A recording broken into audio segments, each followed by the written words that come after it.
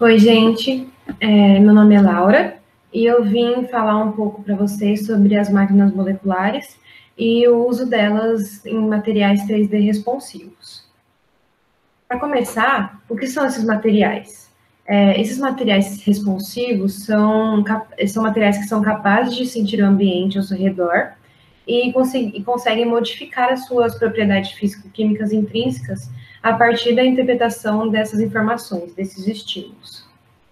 Essa característica adaptativa e autorregulável desses materiais responsivos podem ser bem interessantes para fazer uso deles como materiais inteligentes e multifuncionais.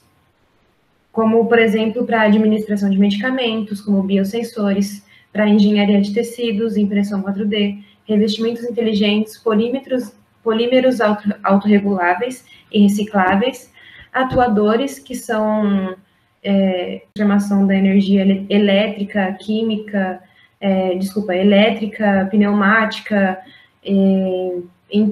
para energia mecânica, né? Eles também podem ser usados como atuadores, então. E como músculos artificiais, que seria o objetivo final para a produção desses materiais, já que esses músculos na natureza são materiais extremamente complexos de funcionamento. Então, mesmo que ainda tenha poucos estudos sobre esse tipo de material, já existem várias evidências de que eles têm um potencial muito grande para impactar os setores tecnológicos como a medicina, a robótica e o meio ambiente. Uma classe grande desses materiais são caracterizados, né, pela regulação de suas propriedades mecânicas por meio de estímulos externos.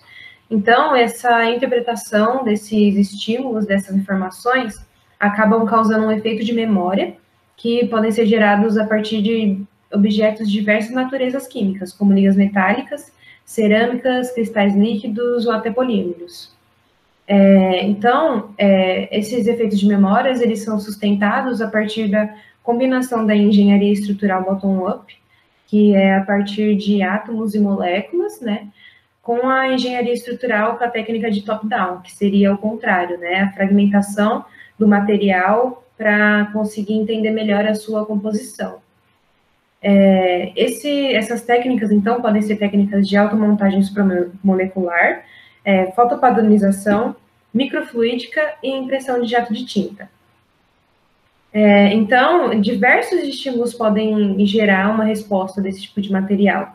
Estímulos como moléculas contendo uma informação, temperatura, luz, potencial elétrico ou até estresse mecânico. E os seus princípios de funcionamento vão depender de qual sistema que vai estar trabalhando, de qual tipo de material que vai ser trabalhado, que vai acabar gerando uma série de eventos físicos, como mudança de polaridade, mudança de solubilidade, pressão osmótica, energia de superfície ou transição de fase. A principal inspiração, então, para fazer esses materiais vem da natureza. Os principais exemplos é a mudança de rigidez do pepino do mar, que já se sabe que esse pepino do mar eles têm nanofibras de colágeno, que ele consegue mudar a conformação, né, a estrutura dessas nanofibras, de maneira que uma hora ele pode estar mole e outra hora ele pode estar rígido.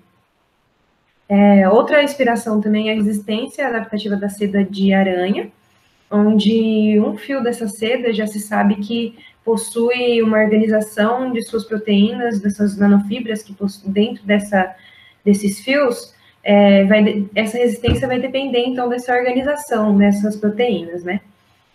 E também é o fechamento das folhas de mimosa, conforme são tocadas, onde vai ter uma mudança da pressão osmótica, que vai fazer com que a água presente nessas células que estão perto de onde ela fecha, percam água para o meio intersticial, fazendo com que as células fiquem murchas e fechem as folhinhas. Assim como também a abertura de vagens de semente, que também são acionadas por pressão mecânica, por estímulo mecânico. A partir dos anos 2000, então, começou a se pensar a usar as máquinas moleculares como blocos de construção para produzir esses materiais 3D responsivos. Exatamente porque consegue explorar os movimentos mais precisamente por ser movimentos controlados a nível molecular, né? Um exemplo clássico e um exemplo de maior complexidade, como já foi falado, é encontrado na natureza como o músculo estriado, onde milhões de motores de miosina, através do combustível químico que é o ATP, vão fazer esse deslizamento dos filamentos de actina dentro de um sarcômero. E esses milhares de motores dentro de um sarcômero vão se organizar hierarquicamente nessa organização de sarcômero, e esses próprios sarcômeros vão se organizar em fibrilas, em filamentos, que vão se organizar em fibras musculares. E a ativação desses motores de miosina, de forma controlada, de forma sincronizada e coletivamente, vão acabar fazendo a contração do músculo na escala macroscópica, né? Então, é uma estrutura de grande complexidade, uma estrutura que futuramente os pesquisadores querem chegar a isso, a esse nível de maneira artificial.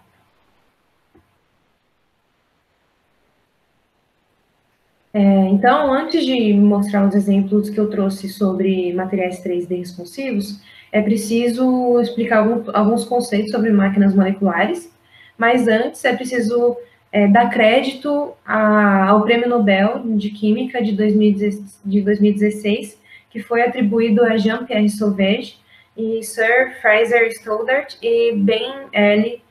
Ferrigan. O Ferrigan, ainda os exemplos que eu trouxe sobre as máquinas moleculares em materiais 3D responsivos, muitos desses exemplos vêm do laboratório de pesquisa do Ferrigan. Então, essas máquinas moleculares são entidades supramoleculares, nos quais os subcomponentes dessas entidades conseguem gerar movimentos controlados, porém possuindo uma grande amplitude, quando comparados com as moléculas individualmente. Quando essas moléculas se juntam em uma entidade supramolecular, a amplitude do movimento é muito maior. E elas acabam usando essa atuação mecânica como ferramenta funcional. Essas máquinas moleculares, então, são divididas de acordo com os seus princípios de funcionamento, sendo elas interruptores ou motores. Os interruptores são moléculas biestáveis ou multiestáveis, que conseguem ter a sua estabilidade com mais de uma estrutura, mais de uma conformação estrutural, que são acionadas com movimentos de ir para frente e para trás, por meio da interpretação de estímulos externos, como estímulos ópticos, estímulos elétricos ou estímulos químicos. Esses interruptores são entidades moleculares que acabam influenciando o ambiente circundante, o seu ambiente circundante, em função do estado do material. E todo o trabalho que é produzido por esses interruptores, em nanoscala, para uma direção, acaba sendo cancelado quando o sistema é redefinido para o seu estado inicial. Então, os principais interruptores são as catenanas e os otaxanos, que são são máquinas moleculares projetadas a partir de uma ligação mecânica, que é uma ligação mais livre, menos forte, que acaba formando moléculas mecanicamente ligadas, né, interligadas. Onde anéis e roscas podem se movimentar, podem se mover entre diferentes estações dessa molécula. Como aqui em A, essa primeira figura são as catenanas, que são dois anéis interligados, onde esses anéis mudam de posição, né, vão de uma posição para uma outra estação na molécula, depois volta para o seu estado inicial, na posição inicial. E aqui, em 2, são os rotaxanos, que são moléculas em formas de halteres, onde uma molécula macrocíclica vai fazer essa movimentação de ida e volta em diferentes estações da molécula. Então, esse movimento de ida e volta, tanto de um quanto do outro, quando ele vai, quando o macrociclo vai, ou quando o anel muda de posição, eles criam um trabalho. E quando a estrutura volta para o seu estado inicial, esse trabalho é totalmente cancelado. Essa classe de moléculas, elas possuem uma seletividade que é regida pelos parâmetros termodinâmicos, tanto internos quanto externos, podendo, então, realizar esses movimentos bem definidos, de grande amplitude, a partir desses estímulos termodinâmicos. Então, aqui, na direita, a gente pode ver a formação de uma catenana, onde essa ligação que é formada não é uma ligação covalente, por exemplo, é uma ligação mecânica, que é uma ligação que dá para ser desvinculada, dá para ser quebrada. E aqui na esquerda é um rotaxano, vê onde o macrociclo, na estação do macrociclo, ela vai acabar mudando a sua estrutura, a sua energia relativa dessa estação, que vai fazer com que essa macromolécula, esse macrociclo, vá para uma outra estação na molécula. E ele só vai conseguir voltar para a estação inicial quando essa parte da molécula estiver estável novamente. Outra classe de interruptores são os azobenzenos, que são interruptores fotocrômicos, e eles se utilizam da isomerização estrutural das suas moléculas, da sua molécula, para produzir movimento. Só que, por esses azobenzenos serem uma molécula somente, eles podem acabar que só em alguns casos eles podem ser considerados como parte de máquinas moleculares, exatamente pelos seus movimentos ter uma amplitude, seu movimento individual e sua amplitude de movimento serem muito limitadas. Então, vai ser muito difícil dele conseguir participar de uma máquina molecular que vai ter a capacidade de ter esse acionamento, acionar o movimento mecânico num local macroscópico, num material macroscópico. Mas também são considerados interruptores por terem esse movimento. Outras máquinas moleculares que a gente precisa saber são os motores, são classificados como motores. Então, os motores são máquinas moleculares que movem os seus subcomponentes das suas estruturas ao longo de um perfil de energia que não é reversível. Então, esse perfil de energia que não tem reversibilidade, né, unidirecional, acaba dando a esses motores um comportamento de tendo o fornecimento de uma capacidade que aumenta progressivamente o trabalho que é produzido por essas moléculas, conseguindo, então, direcionar o movimento browniano dos materiais, que é aquele movimento aleatório produzido pela colisão das moléculas, né, do material. Então, para ele conseguir direcionar esse movimento browniano, a complexidade de funcionamento dessas moléculas é muito grande, né? Eles têm que ter estratégias de catraca de informação e para conseguir quebrar essas simetrias espaciais. E eles acabam interferindo, então, no ambiente ao seu redor, em função da trajetória, de sua trajetória, e que acaba alterando, né, o movimento interno quando são alimentados por uma fonte externa de energia. Esses tipos de motores foram descritos na literatura como motores movidos à luz, né, que fazem uso de fotointerruptores de alceno, que é essa molécula aqui em cima, que foram acoplados, então, em uma conformalidade quiral, né, de forma quiral.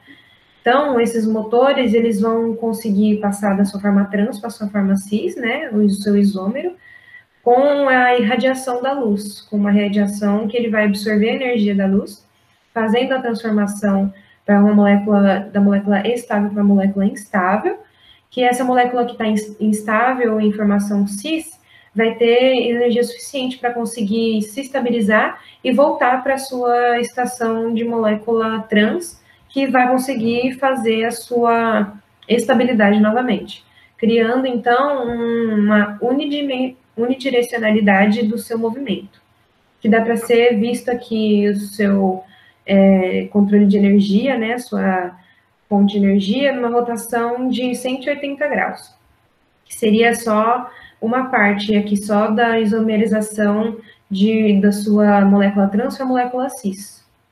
Outro motor também que foi descrito na literatura são os motores que são acionados quimicamente, por informações químicas. Então, são esses motores que possuem a capacidade de desviar o movimento browniano a partir das suas ligações mecânicas, né? E por mecanismo de catraca de informação.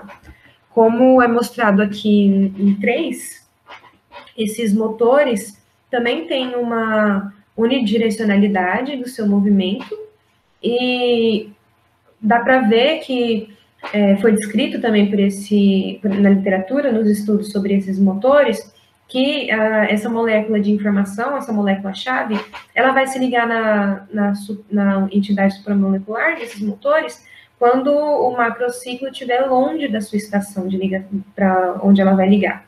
Então, quando o macrociclo estiver nessa estação, a molécula vai se ligar, a molécula de informação vai se ligar aqui, fazendo com que a molécula que estava ligada anteriormente passe a se desconectar, já que só está ligada por ligações mecânicas, né?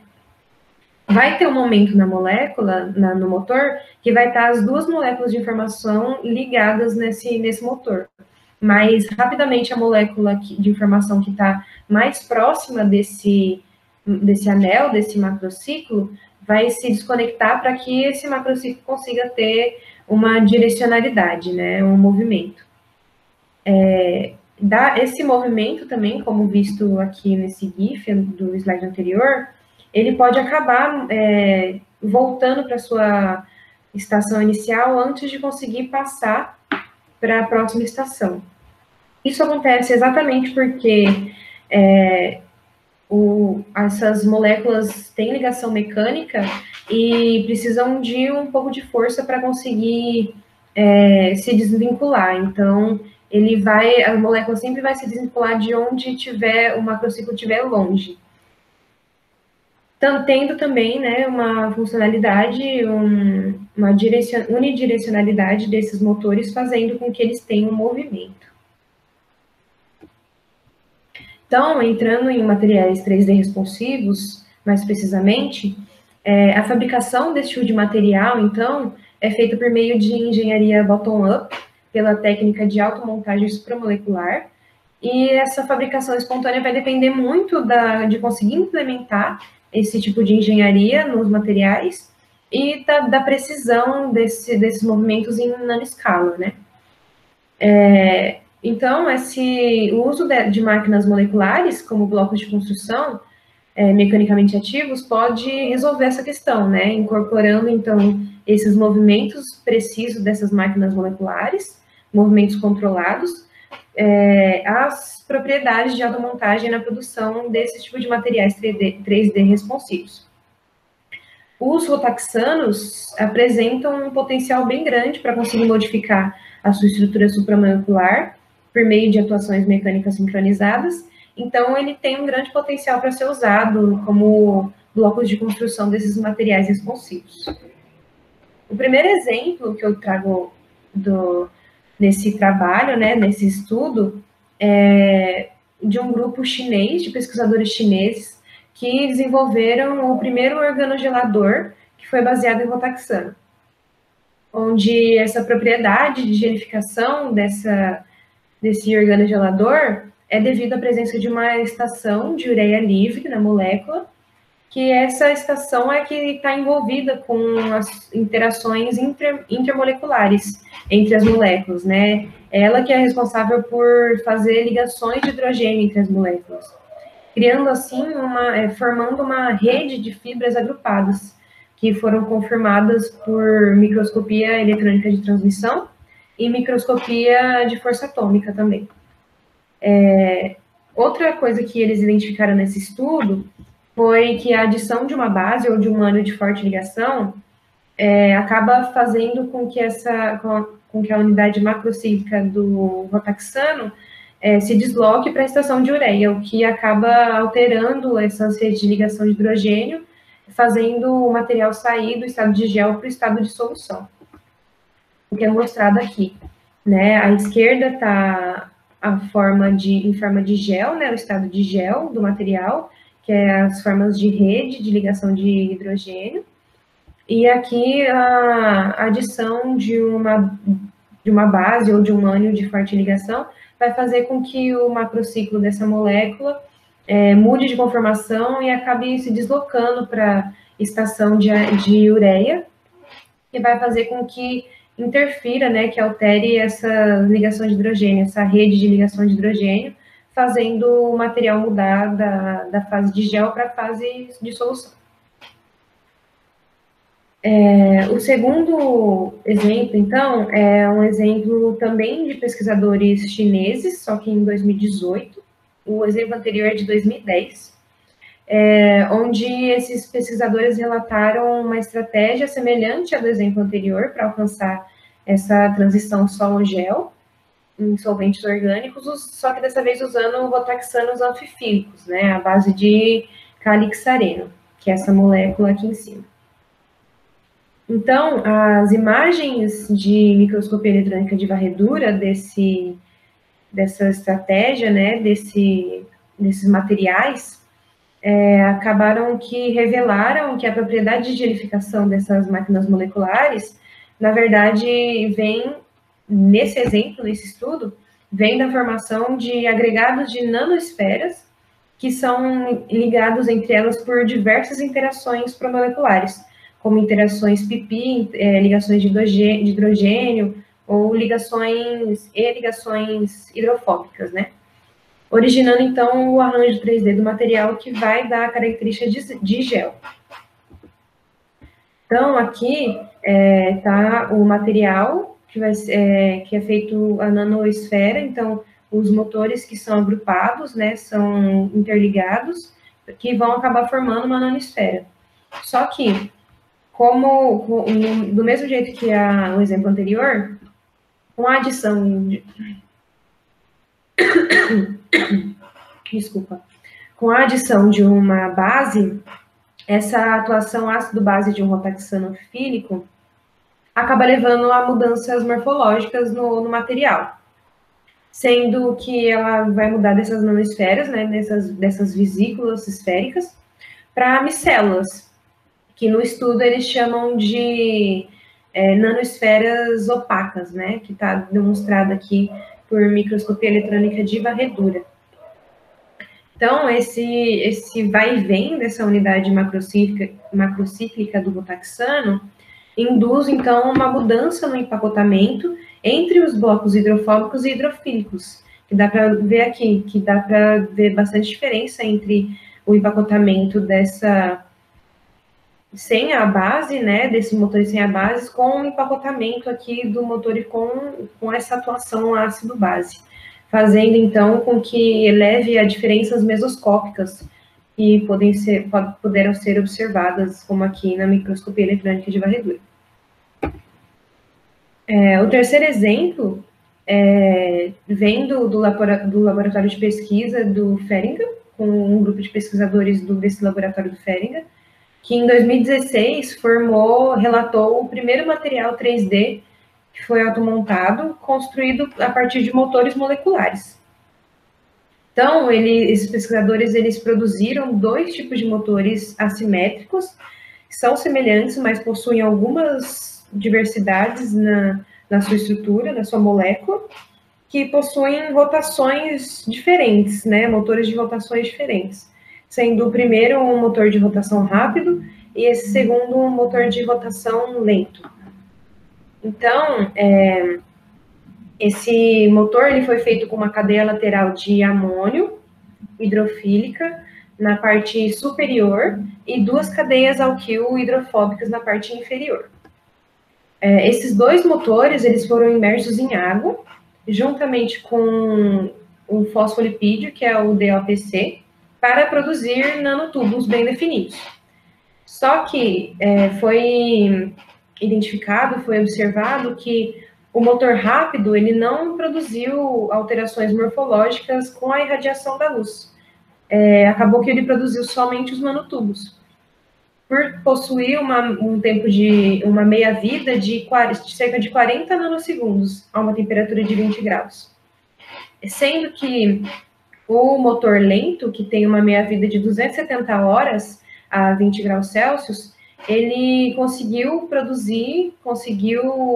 ter a alteração da origem, né, a vesículas, que vieram a partir desses nanotubos, como dá para ver aqui na imagem de microscopia eletrônica de transmissão, que eles eram nanotubos, formaram nanotubos primeiramente, e depois, com o passar do tempo, eles viraram vesículas esféricas, bem definidas.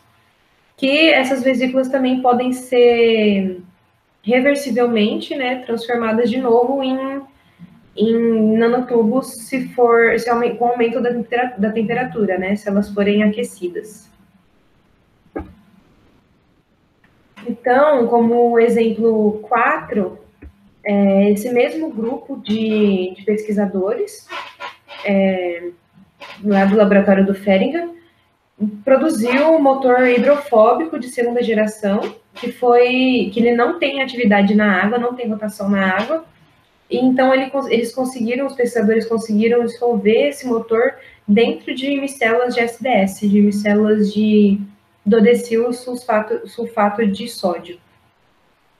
Então, a partir desse motor, foi feito testes que relataram que esse motor dentro dessas micelas permaneceram estáveis por dias, conseguindo ter o seu funcionamento em uma grande faixa de pH, indo do pH 2 até o pH 10, continuando funcionando normalmente com rotação dentro da água.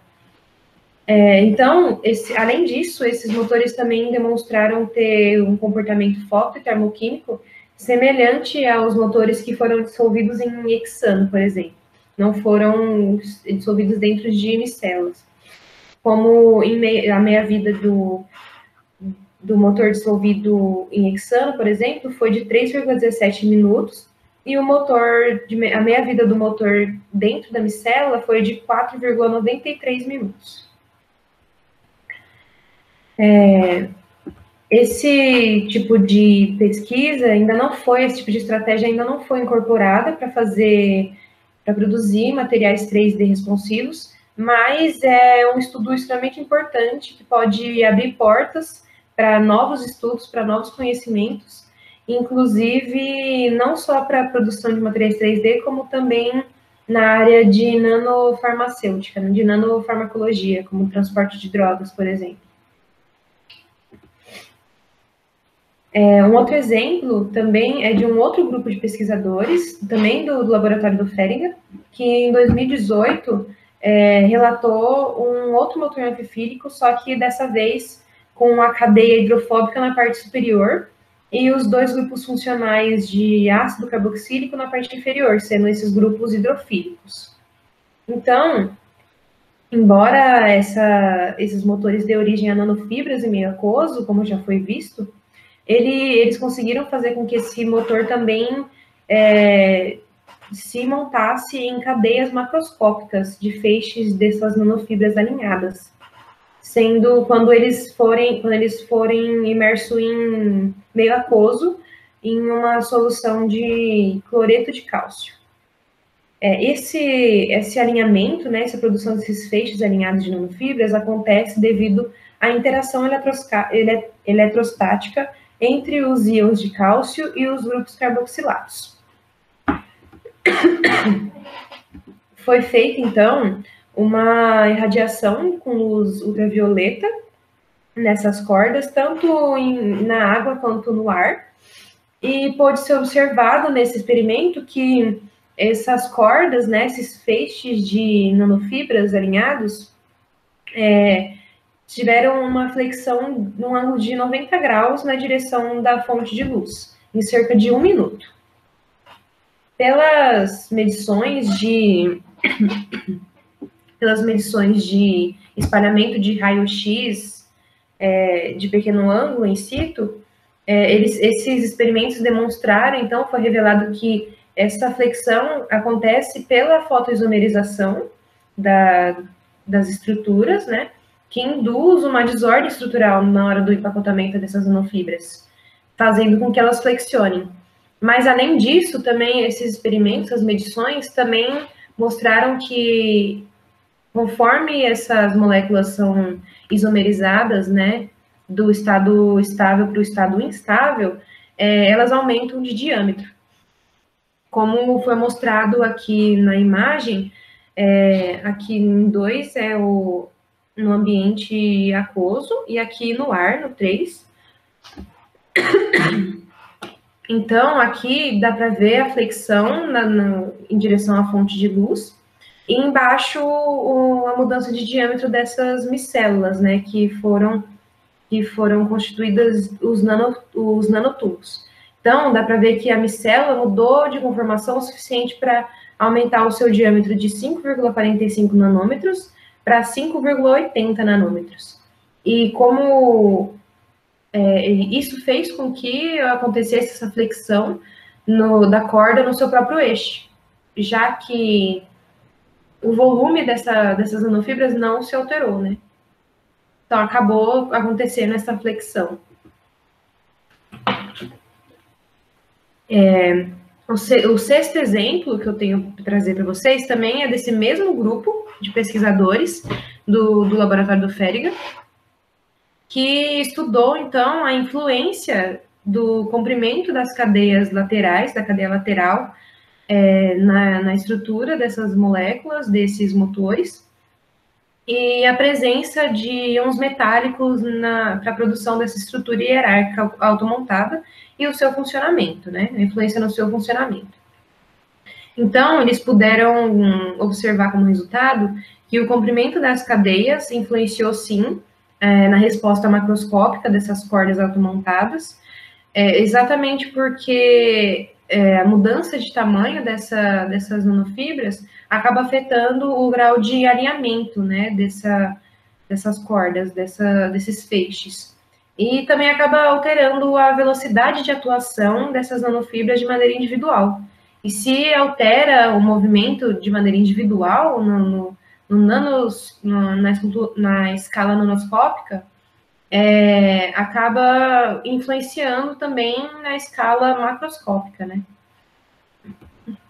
Outro resultado desse estudo foi que eles obtiveram que todos os cloretos de metal levaram uma formação das nanofibras, sim, só que somente o íon magnésio conseguiu produzir feixes de nanofibras alinhados, com um grau de empacotamento próximo das cordas que foram obtidas com o íon cálcio, no outro exemplo, no exemplo anterior.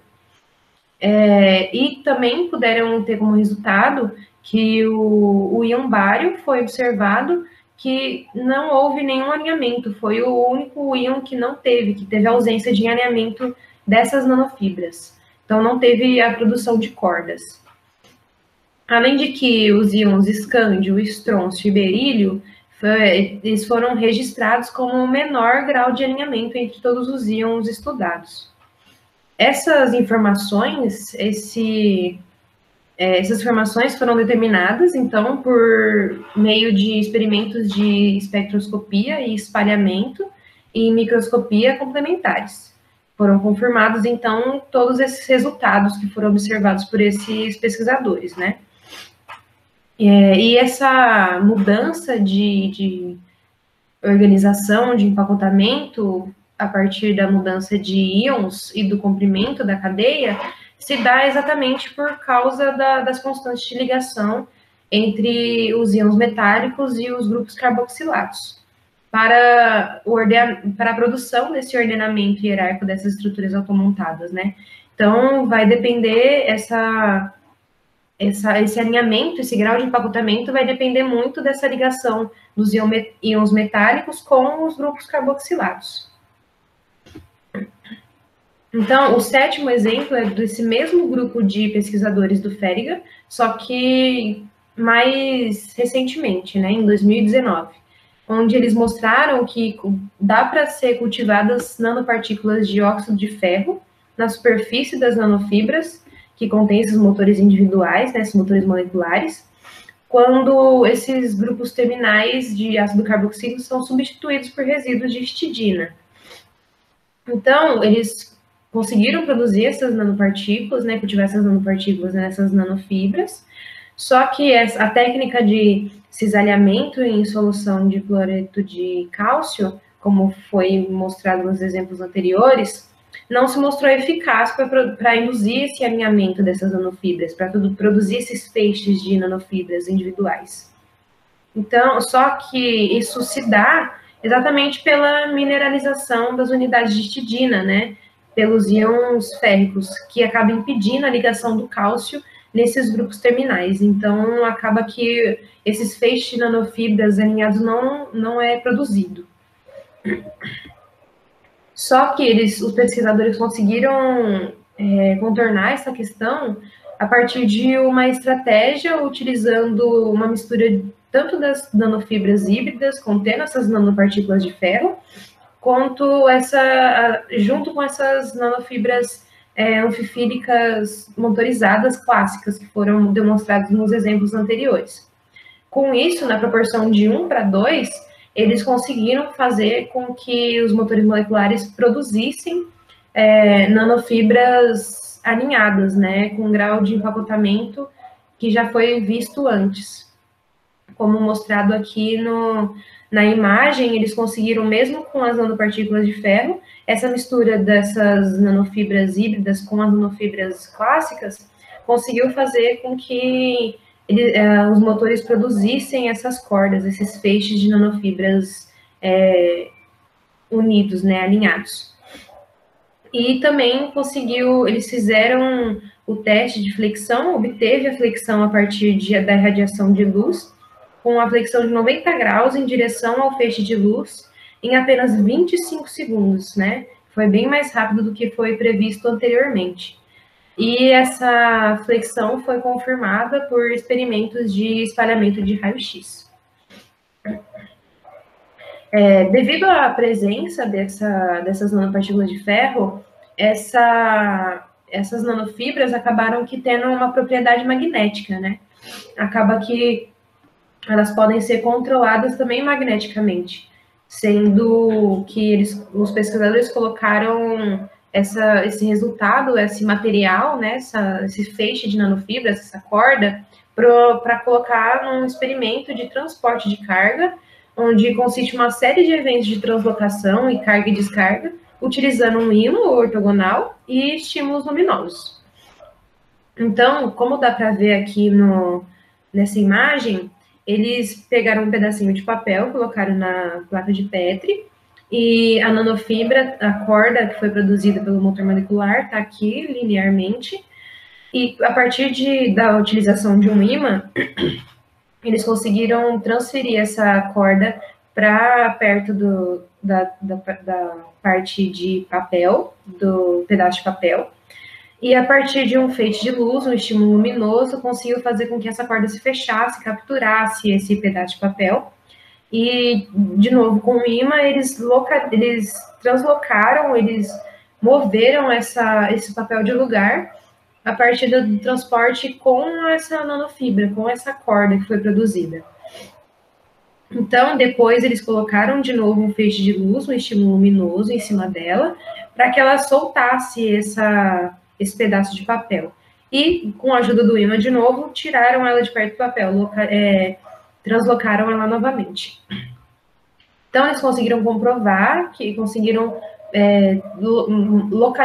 translocar essa corda esse pedaço de papel, através da corda da região B para a região C.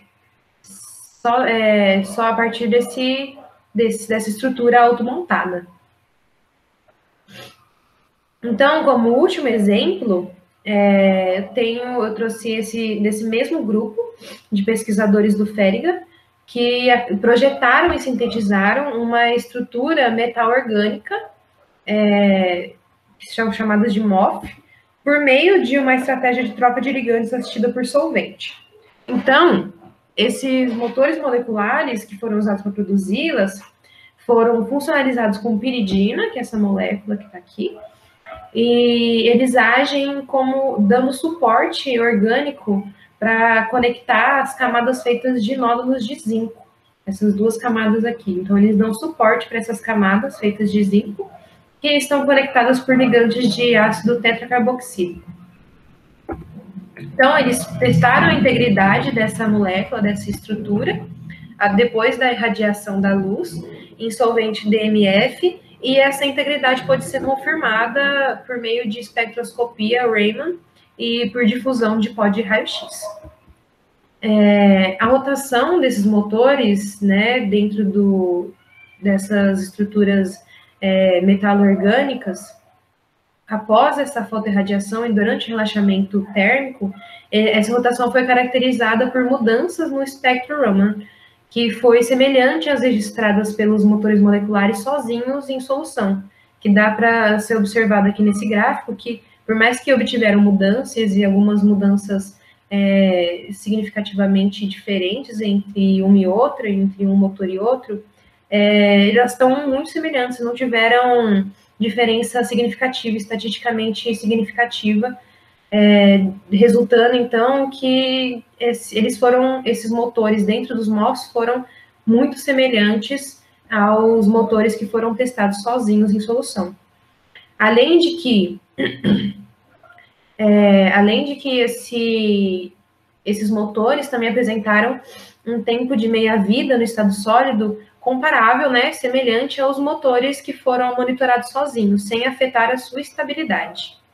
Então, essas moléculas, estruturas metalorgânicas, cristalinas, sólidas, podem ter diversos tipos de aplicação, assim como em materiais responsivos à luz para a ciência ambiental, como armazenamento e difusor de gases, como também pode ser utilizado como modos de bombeamento miniaturizados em dispositivos microfluídicos, né, da microfluídica, da tecnologia microfluídica.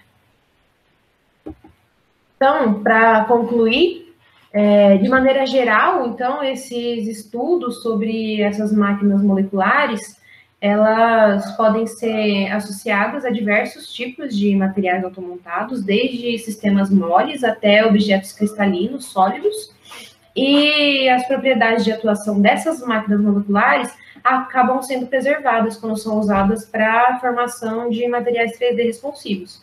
Isso, consequentemente, leva ao seu movimento, né? Esse movimento produzido pelas máquinas acaba influenciando a estabilidade e a morfologia das estruturas automontadas nas quais essas máquinas moleculares operam. E essas máquinas moleculares, então, podem acabar gerando objetos estruturalmente dinâmicos, onde esses objetos podem mudar o seu estado de associação ou então a sua forma. Então, devido a isso, existe um grande interesse, um interesse muito grande no futuro dessas máquinas moleculares, no estudo dessas máquinas moleculares, para o design principalmente de músculos artificiais, né? Como já foi falado, uma complexidade, uma estrutura, um material que tem uma grande complexidade.